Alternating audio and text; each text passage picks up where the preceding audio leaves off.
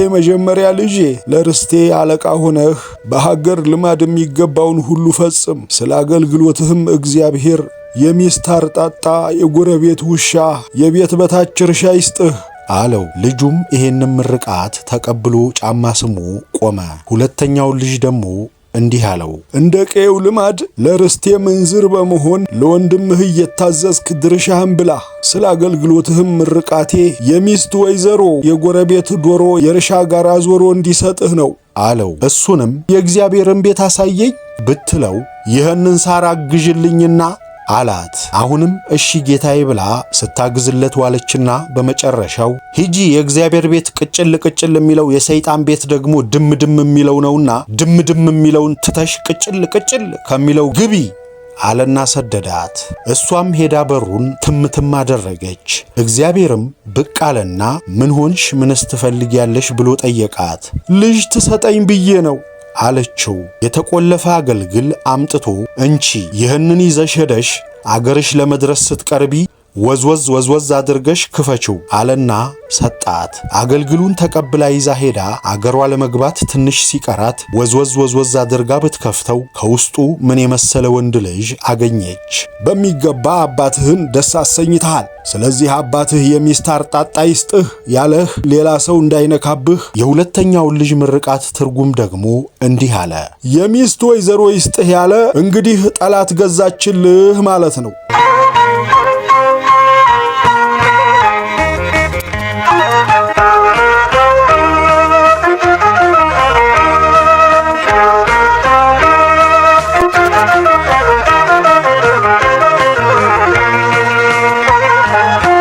ጤና ይስጥልን ሀብል ተረክ ቤት ብላቴን ጌታ ማኅተመ ሥላሴ እንቅልፍ ለምኔ የተሰኘ መጽሐፍ አላቸው። ከዚያ መጽሐፋቸው ውስጥ የተወሰኑትን ወጎች ልናጋራችሁ ወደድን። ቻናሉን ሰብስክራይብ በማድረግ እንድታበረቱን ስንል በአክብሮትና በፍቅር እየጠየቅን ስለምታደርጉልንም ሁሉ በማመስገን አብራችሁን ቆዩ።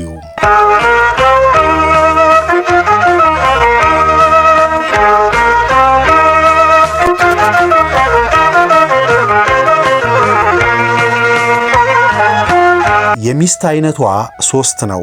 ይስማው ሀገር፣ ትሁን ባቦና እናት ለምኔ በመባል በ3 በኩል በጠባይም በምግባርም ትከፈላለች። የይስማው አገር የንብረት አያያዝ ዘዴ እንደሚከተለው ነው። መጀመሪያ ጧት ሰው ሁሉ ገና ከመኝታው ሳይነሳ አስቀድማ ብድግ ትልና ወደ ጎረቤት ሄዳ አስፈላጊው ዕቃ በቤቷ እያለ ዛሬ ጥንስስ ጠነስሳለሁና እባካችሁ መጠንሰሻ ገንቦ ወይም ዶጮ አውሱኝ ብላ ትጠይቃለች። በሁለተኛው እቤቷ ገበር ምጣድ እያለ እንኩሩ አነኩራለሁ ምጣድ አውሱኝ ትላለች። ሶስተኛም በማግስቱ ውሃ ሞላለሁና ድፍድፍ ቅመሱልኝ፣ እንዲሁም ደግሞ 3 ቀን ሲሆነው ጠላ ሞላለሁና ቅናሽ ቅመሱልኝ ትላለች። በመጨረሻም አቀጣጥና ሞልታ ጋኑን ትመርግና ጠላው ሲደርስ አስቀድማ እንደተለመደው ጎረቤት ሄዳ ዛሬ ጋኑን ከፍቼ ጠላ ስለማነሳኑ ቅመሱ ብላ ትጣራለች። መጀመሪያ ለመጣው ሁሉ አንዳንድ አንኮላ ከሰጠች ኋላ የተረፈውን ከቅራሪው ደባልቃ ለዚያ ላቡን ለሚያፈስ ባሏ ታቀርብለታለች። ባጭሩ የሚያስፈልጋት ማንኛውም ዕቃና መሳሪያ ተሟልቶ በቤቷ ሲገኝ ጎረቤት ሄዳ ሳታወራና ሰው ሳይሰማው ከቶ የምታደርገው ነገር የለም። ስለዚህ የዚች አይነት ሚስት በማንኛውም ረገድ ለቤቷና ለባሏ ጠንቅ ከመሆን በቀር ጠቃሚነት የላትም። ሁለተኛ ትሁን ባቦ የምትባለው ሚስት ባላግብታ በትዳር ስትኖር ልጆች ትወልዳለች። ባሏ ጧት በረቱን ከፍቶ ሙሽት ላይ ያገኝ ወደ ስራው ሄዶ አርፍዶ ወደ ቤቱ ሲመለስ አይታ ከልጆቿ ጋር አልጋ ላይ እንደተጋደመች ትቆይና አንደኛውን ሕፃን ድብና አድርጋ ትቆነጥጠዋለች። እሱም ያመውና ምርር ብሎ ያለቅሳል። ወዲያው ይሄውልህ አፍክን የምታሟሽበት እህል እንዳላሰናዳ ልጆቿ አውከውኝ አላስነሳ አሉኝ ትለዋለች። ያልታደለውም ሰው አንጀቱ እንደተጣጠፈ ሞፈር ቀንበሩን ተሸክሞ ወደ እርሻው ይሄዳል። ምናልባት አስባ አሰናድታ ይዛልኝ ትመጣ ይሆናል በማለትም ፊቱን ወደ ቤቱ መለስ አድርጎ ሲያርስ ይውላል። በቀትርም የሚመገበው ሲያጣ ይደክመውና ጥቂት እንዲግጡ በሮቹን ፈትቶ ይለቅና ከጥላ ስር ካረፈ ኋላ እንደገና ጠምዶ ሲያርስ ያመሻል። ነገር ግን እህል ባለማግኘቱ ይደክምና ተበሳጭቶ ገና ገበሬዎቹ ሳይፈቱ በጊዜ በሮቹን ይለቃል። ይላል። ከንዴቱም የተነሳ ዛሬ በዚህ ጅራፍ ልቧ እስኪጠፋ ገርፌ አባራታለሁ እያለ በመፎከር ወደ ቤቱ ይሄዳል። ነገር ግን ሴቲቱ የመምጫውን ሰዓት ስለምታውቅ ምጣዷን ጥዳ ጭሱ ሲግፈጠፈጥ ልጆቿን በየምድጃው ዙሪያ ታደርግና ሁሉንም በየተራ ልምዝግ እያደረገች ትቆነጥጣቸዋለች። እነሱም እርር እያሉ በሚያለቅሱበት ጊዜ አባትየው ሲደርስ ስራ አታሰሩኝ፣ እንግዲህ እናንተ ምን ልሁነው? ምን ላርጋችሁ? ሊጡን ቀድቼ ልስጣችሁ እያለች ስትበሳጭ ያገኛታል። ተናዶ እገርፋለሁ ብሎ የነበረውም እንደገና ያዝንና አሁን እሷን ያባረርኩ እንደሆነ ልጆቼን ምን አደርጋቸዋለሁ? ምን አባቱ እነሱ ከሚበደሉና የእንጀራ እናት ፊት ከሚገርፋቸው እኔው ራሴ ልጎዳ፣ ትሁን ባቦ ትቀመጥ ይልና እንደዋለ ምሳውን ሳይበላ አጣፊኙን ተከናንቦ ለበሮቹና ለላሞቹ በግርግም ገለባ ሊሰጥ ይወጣል። ከመሸም በኋላ ከብቶቹን እበረት አጉሮ ወደ ቤቱ ይገባና ያገኘውን አሹቅም ምኑንም በልቶ እግሩንም ሳይታጠብ ከነጭቃው ይተኛል። ዘላለም ሕይወቱ እስካለፈ ድረስ እንደዚሁ ሲበሳጭና ሲጎዳ አንድ ቀን የትዳርን አቅድና ዘዴ ሳያይ ይኖራል። ሶስተኛ እናት ለምኔ የምትባለው ነች። የዚችም የትዳሯና የኑሮዋ ዘዴ እንደሚከተለው ይዘረዘራል። ቀደም ብላ ተነስታ ለባሏ ሙሽት ለቤ አሰናርታ ከመኝታው ቀስቅሳ ታቀርባለች። እሱም የተዘጋጀለትን እስቲበላ በረቱን ከፍታ የእርሻ በሮቹን ወደ ጓሮ አዙራ ታግጥለታለች። ሞፈሩን አንስቶ ወደ እርሻው ለመሄድ ሲዘጋጅ ቶሎ ብላ ቀንበሩን ተሸክማ ትሸኘዋለች። እንደተመለሰችም ላሞቹን ከጥጆቹ አገናኝታ ወተቱን አልባ ካበቃች በኋላ ከብቶቹን ከመሰማራታቸው በፊት ለእረኞቹ ሙሽታቸውን ትሰጣቸዋለች። የምሳ ሰዓት ሲደርስ ደግሞ የባሏን ምግብ በደህና አገልግል ፈትፍታ የሚጠጣውንም ጠላ በቡይት ይዛ እርሻው ድረስ ትሄዳለች። እስቲበላ ድረስም በሮቹን ወደ ወንዝ ወስዳ ውሃ ጠጥታ ሳራ ግጣ ታቀርብለታለች። እሱም ይቺ መልካም ሚስቱ ባመጣችለት ምሳና መጠጥ እየተደሰተ እንደገና ጠምዶ ሲያርስ ያመሻል። ዕቃዋን ይዛ ስትመለስ በመንገድ ላይ የምታገኘውን ማገዶ ትለቃቅምና ወደ ቤቷ ገብታ መቆያውን ወይም መክሰሱን እራት ታሰናዳለታለች። በተረፈውም ጊዜ ስፌት ትሰፋለች ወይም ጥጥ ትሰራለች። መሸት ሲል ታይናም ወደ ውጭ ወጥታ ከመንገድ ላይ ቆማ ቀንበሩን ከባሏ ተቀብላ እያጫወተችው ወደ ቤቷ ትገባለች። ለበሮቹ አስቀድማ ገለባ አቅርባ ወዲያው ለባሏ መቆያውን ከቦሬ ጠላ ጋር ከሰጠችው ኋላ የማታ ስራዋን ታሰናዳለች። ከብቶቹም ከዱር ሲገቡ ከረኞቹ ተቀብላ የቀንድ ከብቱን ከበረት በግና ፍየሉን ከጋጣ ታጉራለች። ባሏንም ጥቂት ረፍት እንዳደረገ አይታ ከብቶቹን አውሬ እንዳይበላቸው የላላውን አጥር ውጣና ጠባብቀው ትለዋለች። እሱም ደስ እያለው በጓሮ ያስቀመጠውን ሐረግ ወይም ገመድ በውሃ ያርስና የላላውን አጥርና በር ያጠባብቀዋል። ጨርሶ ወደ ቤቱ ሲገባ ውሃ በኩስኩስት ታሞቅና እግሩን አጥባ በቅባት ታሽለታለች። ራት ከበሉ በኋላም ቁጡን አንጥፋ ታስተኛውና የቀራትን ሥራ ታጠናቅቃለች። እምትተኛውም 10 ልቃቂ ታውጥታ ስትጨርስ ነው። በእንደዚህ ያለ ደስታ ሲኖሩ ሳለ ከዕለታት አንድ ቀን ወንድየው እሁድ ለታ ቤተክርስቲያን ስሞ ሲመለስ በጣም አድርጎ የሚወደውን የድሮ ጓደኛውን መንገድ ላይ ያገኘና አረፍ ብለህ ውሃ ጠጥተህ ትሄዳለህ፣ ወደ ቤት እንግባ ብሎ ለመነው። እሱም ሳይግደረደር እሻለው። በዚህ ጊዜ ምናልባት የሚበላውና የሚጠጣው ይታጣ ይሆን እያለ በልቡ በመጨነቅ ሲያወጣ ሲያወርድ ከቤቱ ደረሰና እንግዳውን እማዳ ያስቀምጦ ወደ ሚስቱ ሄዶ እህቴ ሆይ ጉድ ፈላብን፣ ዛሬ የድሮ ጓደኛዬን መንገድ አግኝቼ ስግደረደር ብጋብዘው እምቢ ሳይለኝ ዝም ብሎ ተከትሎኝ መጣ። እንግዲህ ምን ላድርገው? ላንቺም ምንም አልሰጠሁሽ አላት። እሷም አይዞህ ሞልቷል፣ አንተ ብቻ ደህና ሁን እንጂ ግድ የለህም፣ ሂድና እንግዳውን አጫውተው ብላ ወዲያው ድስቷን ጥዳ ወጡን አድርሳ አፍ ማሟሻ ሰጠቻቸው። በየእጃቸውም አንዳንድ ሽክና ጠላ አስይዛቸው ቡናም አንድ ጊዜ ወቅጣ ስለምታስቀምጥ እነሱ እስኪበሉ ውሃውን ጥዳ አፍልታ ወዲያው አመጣች። ቀጥሎም አዲስ የተመረገ ጠላ ስለነበራት በዶጮ ሞልታ በሉ እየተጫወታችሁ ጠጡ ብላ አቀረበችላቸው። ወደ ደጅም ወጣለችና ባሏን ጠቅሳ ጠርታ ለጓደኛህ አንድ በግ ረድለት ደስ ብሎት ይደር አለችው። እሱም እሺ ብሎ ቃሏን ተቀብሎ ከበጎቹ መሃል ደህናውን ሙክት መርጦ አረደ። ባለቤቲቱም ቶሎ ብላ አፋጥና ዱለቱን አዘጋጅታ ወጡን በየአይነቱ ከሰራች ኋላ ገበታ ጥላ እንግዳውን በመልካም አኳኋን አንድም ነገር ሳይጓደል ጋበዘችው። አድሮ እንዲሄድም ስለተጠየቀ የናፍቆቱን ያህል ሲጫወት አምሽቶ እኩለ ሌሊት ሲሆን ከድንክ ላይ ተነጥፎለት ተኛ። ባለቤቲቱም ቀደም ብላ ተነስታ ወጡን ሰርታ ከሰፋቻቸው አገልግሎች ባንዱ ስንቁን አዘጋጀችለት። ስለ ዕቃውም ሳይቆጫት ባይመልስ ግድ የለም ነገ ሰፍቼ ተካዋለሁ፣ አክረማው እንደሆነ ከጄ ነው እቋጨዋለሁ እያለች ራሷን በራሷ አጽናንታ መንገድ በጧት ነውና ተነሱ ብላ መንገደኛውን ቀሰቀሰች። ባሏንም ተነስተሸኘው ብላ አስነሳችው። ከዚህ በኋላ ለአፍ ማሟሻ ካሰናዳችው ምግብ አቀረበችለት። ለመሄድ ሲነሳም ለመሸኘት መንገድ ድረስ ወጥታ በሚለያዩበት ሰዓት ባሏን ወደ ጎን ጠርታ ደክሞት ሲያርፍ የሚበላውን ምሳ በዚህ አገልግል አርጌለታለሁ፣ የሚጠጣውንም ጠላ በዚህ ቅል ሞልቼለታለሁ፣ እንካ አስይዘው ብላ ደብቃ የያዘችውን ሰጠችው። እሱም እጅግ ተደስቶ ለእንግዳው ይሄውልህ ወንድሜ ባለቤቴ አስባ ስንቅ አዘጋጅታለሃለች ብሎ አገልግሉንና ቅሉን ሰጠው። በዚህ ጊዜ በሁሉም ፊት ላይ የሚነበበው የደስታ መጠን ከቶ ወሰን አልነበረውም። መንገደኛውንም ሸኝተው ወደ ቤታቸው ሲመለሱ ባልየው ይችን ሴት በምን ልመስላት?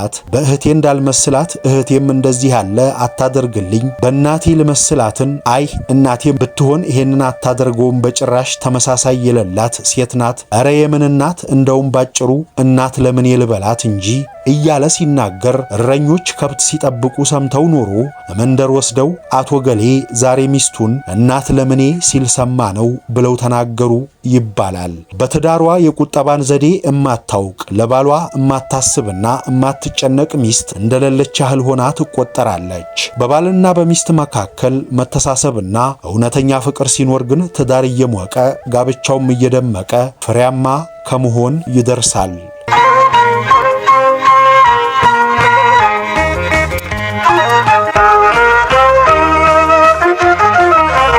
የሽማግሌው ምርቃት። አንድ ሽማግሌ ሁለት ልጆች ነበሩት። ከነዚህም አንዱ በማናቸውም ስራው አባቱን በቅን የሚያገለግል ሲሆን ሁለተኛው ደግሞ ቅር የሚያሰኘውና የሚያበሳጨው በስራው ሁሉ የማያስደስተው ነበረ። ስለዚህ ሽማግሌው የሕይወቱ ፍጻሜ ዘመን መቃረቡን ተመልክቶ ሁለቱንም ልጆቹን ጠራና ልጆቼ ሆይ በቀየው ወግና ስርዓት መሰረት አባቶች በሞት የሚለዩበት ጊዜ ሲቃረብ ሀብታቸውን ሁሉ ለልጆቻቸው ከምርቃት ጋር መስጠት ልማዳቸው ነው። ስለዚህ እኔም ይህንኑ በመከተል ከልጅነት እስከ እውቀት ደክሜ የሰበሰብኩትን ሀብትና ንብረቴን ሁሉ ለማስተላለፍ እናንተን ጠርቻችኋለሁ ብሎ በጥሞና ቃል ነገራቸው። ልጆቹም አባታችን ለሚያደርጉት ሁሉ ፈቃደኞች ነን ብለው ስለቀረቡት ሽማግሌው ቀጥሎ ያለውን ቃል አሰማቸው። ልጆቼ ሆይ እግዚአብሔር እፈቀደው ጊዜ ድረስ በዚህ ዓለም ያለውን የአስተዳደር ተግባር በአቅሜ መጠን ስፈጽም ኖሬ ይሄው ለሚከተለው ዘመን እናንተን አትርፌያለሁ። ስለዚህ በዕለት ተግባር ያገኘሁትንና ከአባቴም የተሰጠኝን ሀብትና ንብረት ሁለታችሁ አለቃና ምንዝር ሁናችሁ እንድትበሉ ወስኛለሁ። ይሁን እንጂ አንተ የመጀመሪያ ልጄ ለርስቴ አለቃ ሆነህ በሀገር ልማድ የሚገባውን ሁሉ ፈጽም። ስለ አገልግሎትህም እግዚአብሔር የሚስት አርጣጣ፣ የጎረቤት ውሻ፣ የቤት በታች እርሻ ይስጥህ አለው። ልጁም ይሄንን ምርቃት ተቀብሎ ጫማ ስሞ ቆመ። ሁለተኛው ልጅ ደግሞ እንዲህ አለው፣ እንደ ቀየው ልማድ ለርስቴ ምንዝር በመሆን ለወንድምህ እየታዘዝክ ድርሻህን ብላ። ስለ አገልግሎትህም ምርቃቴ የሚስት ወይዘሮ የጎረቤት ዶሮ የእርሻ ጋር አዞሮ እንዲሰጥህ ነው አለው። ልጁም ምርቃቱን ተቀብሎ ጫማ ስሞ ቆመ። ከዚህ በኋላ ሽማግሌው ምርቃቴ ይደርባችሁ በሉ ሂዱ ብሎ አሰናበታቸውና ወጡ። ነገር ግን ታላቁ ልጅ በተሰጠው ምርቃት ከፋው፣ ትንሹ ደግሞ በጣም ተደሰተ። በመጨረሻውም ትክክለኛውን ትርጉም ለማወቅ የሁለቱም ምኞትና ፈቃድ ሆነ። ስለዚህም አንድ አስተያየቱ ጥልቅ ወደሆነ የሀገር ሽማግሌ ዘንድ ሄዱ።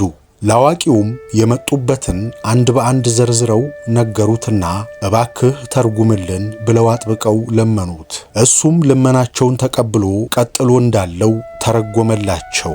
አንደኛ አንተ በአባትህ ምርቃት ቅር የተሰኘኸው ትልቁ ልጅ በሚገባ አባትህን ደስ አሰኝተሃል። ስለዚህ አባትህ የሚስት አርጣጣ ይስጥህ ያለህ ሌላ ሰው እንዳይነካብህ ዘውትር ያላትን ጉልበቷን ለንብረቷ ለቤቷ እንድታውል ጠላት ባላጋራ ሳትፈጥርብህ በታማኝነት አብራህ እንድትኖር ሲሆን ታላቁ የእግዚአብሔር ጸጋ መውለድ ነውና እውነተኛ ፍሬ እንድትሰጥህ ከዚህም በላይ ተገዢ እንጂ ተቃዋሚ እንዳትሆንብህ ነው። ሁለተኛ የጎረቤት ውሻ ይስጥህ ያለህ አንተ ሳታበላው ሳታሳድገው የቅርብ ጎረቤትህ በመሆኑ ብቻ በአጥርህ ዙሪያ እየተዘዋወረ ሌሊት ሲጠብቅህ እንዲያድር ነው። ሶስተኛም የቤት በታች እርሻ ይስጥህ ያለህ የእርሻ መሬትህ በማንኛውም ፍግ እንዲዳብርልህ አንተም ርቀህ ሳትሄድ እዛው ቤትህን እየጠበቅህ ስራህን እንድትሰራና በጊዜው ከጥላ እያረፍክ ሲሳይህን እንድትመገብ ነው። ስለዚህ አባትህ በጣም ከፍ ያለ ጠቃሚ ምርቃት መርቆሃል ብሎ አፍታቶ ስለተረጎመለት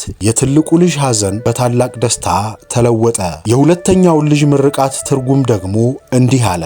የሚስት ወይዘሮ ይስጥህ ያለ የቆንጆ ሴት ተመልካቿ ብዙ ነው። እሷ እንኳ ፈቃዷ ባይሆን በሴት አማላጅነት በመደለል ጭምር ተገዳ ሌላ ሰው ወዳጅ ታበጃለች። ስለዚህም ወሬ ትለምድና ወይ እሷው ትሄድለታለች፣ አለዚያም እሱ ይመጣል። ድንገትም ብትገናኙ ትገለዋለህ ወይም እሱ ይገልሃል። እንግዲህ ጠላት ገዛችልህ ማለት ነው። ሁለተኛ የጎረቤት ዶሮ ይስጥህ ያለህ ይቺ ቆንጆ ሚስትህ በሴት አማካኝነት ያገኘችውን መጥፎ ልምድ ለመፈጸም ወደየመንደሩ በምትሄድበትና በምትዞርበት ጊዜ እደጅ ለወፍጮ ያሰጣችውን እህል የጎረቤት ዶሮዎች ተሰብስበው ግማሹን በልተው ግማሹን እየጫሩ አፍስሰውት ስለሚገኝ ስትመለስ ያንን በመልቀም ቀኑ ይመሽባታል። ከዚህም የተነሳ የምትበላው ምግብ ሳታሰናዳልህ ትቀርና ወደ ዋልክበት ሥራ ጦምህን ትመለሳለህ። ቤትህ ስትገባም የሚቀርብልህ ምግብ አይገኝም። በዚህ ጊዜ አባትህን ያናደድከውን ያህል አንተም እንድትናደድ ነው። ሶስተኛ የእርሻ ጋራ ዞሮ ይስጥህ ያለህ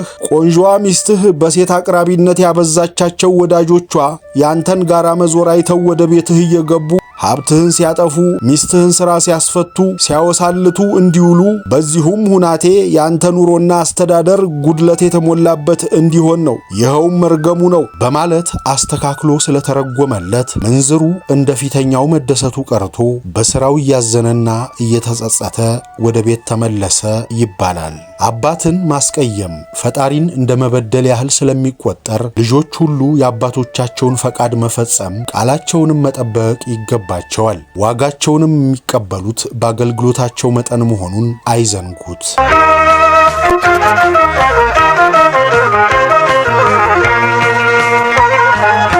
ሦስቱ ሴቶች።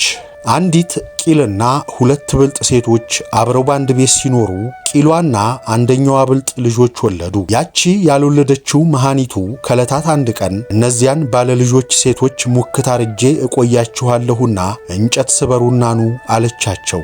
እነሱም እሺ ብለው ተነስተው መጫኛቸውን ይዘው እንጨት ለቀማ ወደ ቆላ ወረዱ። በዚህ ጊዜ ያቺ መካን እነዚያን ልጆች አርዳ ቀቅላ በመኝታቸው ላይ ሙቀጫ አጋድማ ቆየቻቸው። እንጨት ሰባሪዎቹም ወደ ቤት እንደገቡ ልጆቻችንን እናጥባ ቢሉ ዕቃዬ በልታችሁ ታጠባላችሁ ብላ ከለከለች።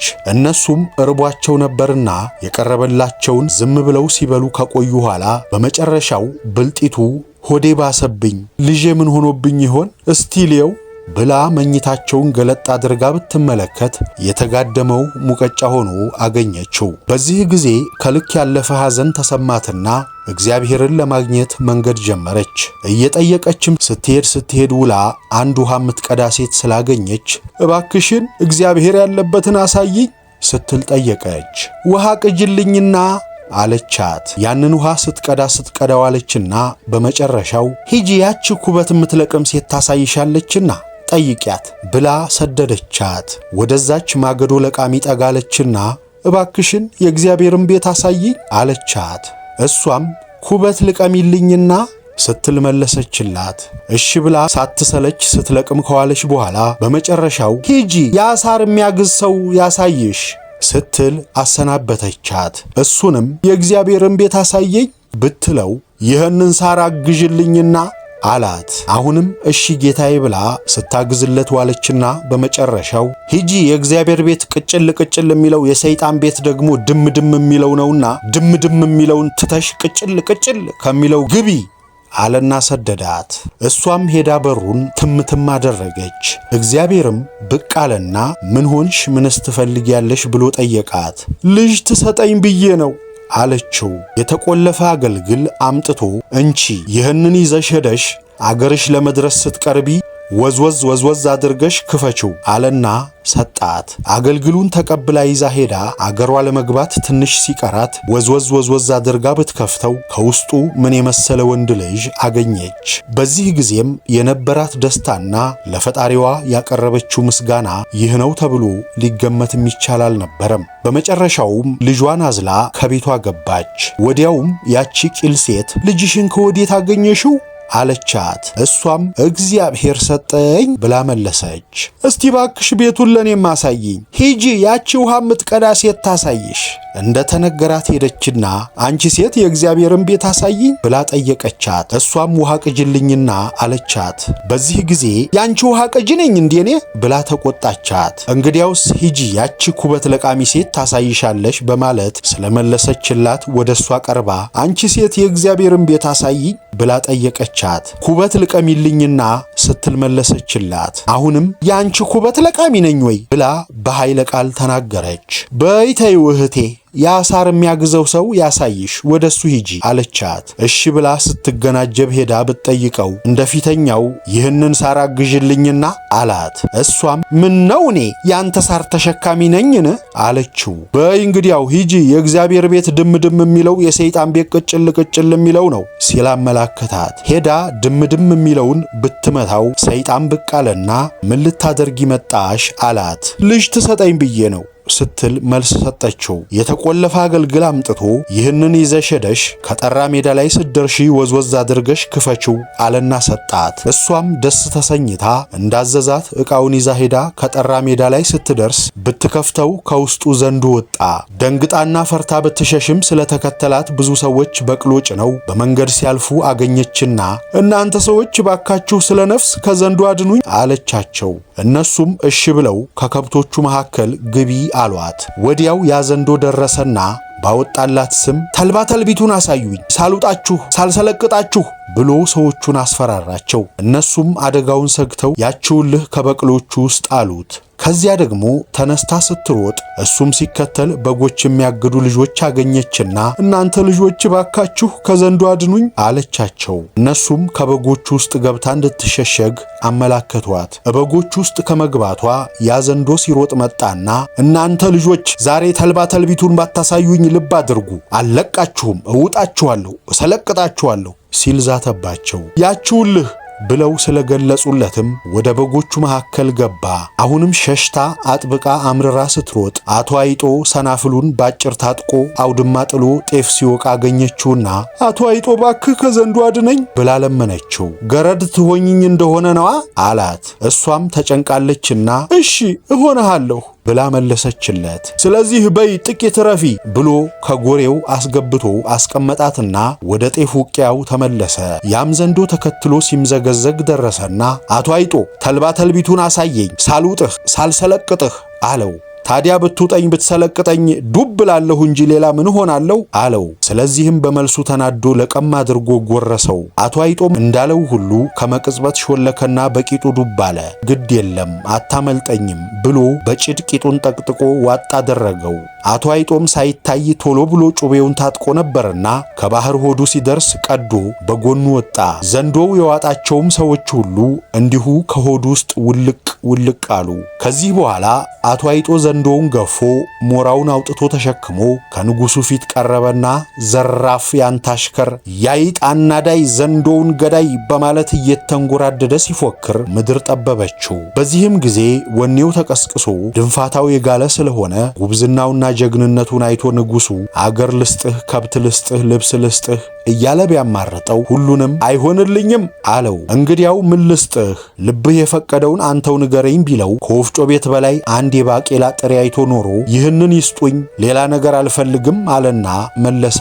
ንጉሱም የባህሪውን ትንሽነትና የጀግንነቱን ትልቅነት አይቶ ተገርሞ ለዚህ ነው ይህንን ያህል የደከምከው ውሰድ አለው። ያመጣውንም የዘንዶ ሞራ ስለ ግዳዩ ይዞ እንዲሄድ መረቀለት። አቶ አይጦም ያለ መጠን ደስ ብሎት የባቄላውን ቅንጣት ተሸክሞ ወደ ቤቱ ተመለሰና ለዛች ከዘንዶ ላዳናት ገረድ እንቺ ይህንን ባቄላ ካክተሽ ግማሹን ንፍሮ ቀቂ ግማሹን ግን እንጀራ ጋግሪ አላት። ከዚህ በኋላ የዕለት ተግባሩን ለመፈጸም ወደ ሥራው ተሰማራ።